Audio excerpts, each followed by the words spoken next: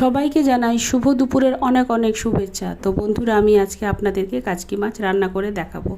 তো কি কি লাগছে চলুন দেখি। এখানে আমি কাচকি মাছ ভালো করে ধুয়ে পরিষ্কার করে নিয়েছি। আলু পরিমাণ মতো কুচি কুচি করে আমি কেটে নিয়েছি। টমেটো কুচি, কাঁচা লঙ্কা কুচি, পেঁয়াজ কুচি, লঙ্কা চেরা, পরিমাণ মতো লবণ, হলুদ আর কালারের জন্য সামান্য কাশ্মীরি গুঁড়ো লঙ্কা আর পরিমাণ মতো সর্ষে তেল দিয়ে ভালো করে মেখে নেব। তারপর আমি ঢাকনা চাপা দিয়ে দেব।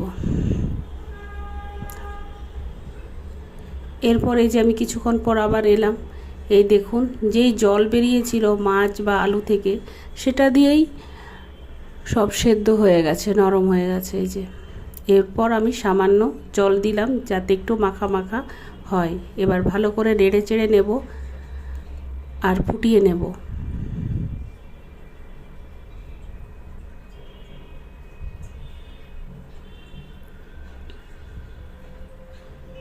এই যে প্রায় রান্না হয়ে এলো।